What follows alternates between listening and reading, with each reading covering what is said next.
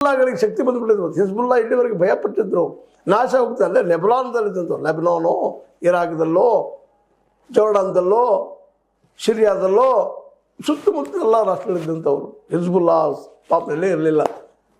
ಅವರೆಲ್ಲ ಓಡಿಸಿದ್ರು ಇರಾನಿಗಳು, ಇದು ಇಸ್ರೇಲಿಗಳು ಇನ್ನೂ ಕವರೇಜ್ ಮಾಡುವಂಥ ಲೆಕ್ಕದಲ್ಲಿದ್ದರು, ಗ್ರೇಟರ್ ಇಸ್ರೇಲ್ ಮಾಡೋರಿದ್ರು. ಆದರೆ ಕಾಲ ಯಾರು ಇವತ್ತು ಅದೇ ಹೇಳ್ತಾ ಇದೆ ಇರೋಣ.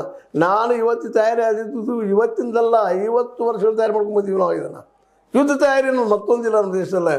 ನಮ್ಮ ಎಣ್ಣೆಯಲ್ಲೆಲ್ಲ ಮಾರಿ ಯುದ್ಧ ತಯಾರಿ, ಶಸ್ತ್ರಾಸ್ತ್ರ ತಯಾರಿ ಮಾಡ್ಕೊಳ್ಳೋದು. ಅದಕ್ಕೆ ಸಾಕಷ್ಟು ಶ್ರೀಮಂತ ಆಗಿಬಿಟ್ಟದ ಚೈನಾ. ಇವತ್ತು ಚೈನಾದಲ್ಲಿ ಉದ್ಯೋಗ ಸಾಕಷ್ಟು ಆಗಿಬಿಟ್ಟಿದವ.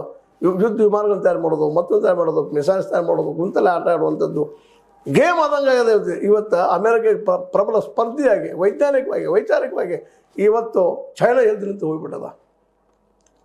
ಅವ್ರು ನಮ್ಮ ಹಾಗೆ ಕೇವಲ ಸಮಯ ಕಳೀಲಿಲ್ಲ, ದೇವ್ರು ಬಂದು ಉದ್ಧಾರ ಮಾಡ್ತಾರೆ, ದೇವ್ರು ಉದ್ಧಾರ ಮಾಡ್ತಾರೆ ಕಳೀಲಿಲ್ಲ, ಸ್ವತಃ ತಾವು ತಯಾರು ಮಾಡಿಕೊಂಡ್ರು ಚೈನಾದವರು. ಇವತ್ತು ಅಮೆರಿಕಾಗೆ ಇರಾನನ್ನು ಮುಂದಿಟ್ಟು ಆಟ ಆಡ್ತಾ ಇದ್ದಾರೆ. ಹೋಮ್ರೋಜ್ ನಾವು ನಮಗೆ ಕೊಡ್ಬೇಕು, ನೀವು ಯುವಾನದಲ್ಲಿ ಕೊಡ್ಬೇಕು ನೀವು ದುಡ್ಡನ್ನು, ಅದು ಬೆನ್ನಿಟ್ಟು ನಾವು ತೋಳಿ ನಿಂತಿದ್ದಾರೆ ಇವತ್ತು ಚೈನಾದವರು. ಅಂದ್ರೆ ಚೈನಾ ಇದ್ದಿದ್ದು ಇವತ್ತು ಅಮೆರಿಕಕ್ಕೆ ಥಂಡ್ ಕೊಡ್ತಾ ಇದೆ. ನೀವು ನಮ್ಮ ಹೇಳಿದಂಗೆ ಕೇಳಬೇಕು. ಯುರೋಪಿಯನ್ ಯೂನಿಯನ್ ಸಹಿತ, ಯಾಕಂದರೆ ಅಮೇರಿಕನ್ ಅಂತಿದ್ದಾಗ ನ್ಯಾಟೋ ಏನು ಮಾಡೋದಿಲ್ಲ, ನ್ಯಾಟೋ ಸಹಿತ ಗಾಬರಿ ಆಗಿತ್ತು.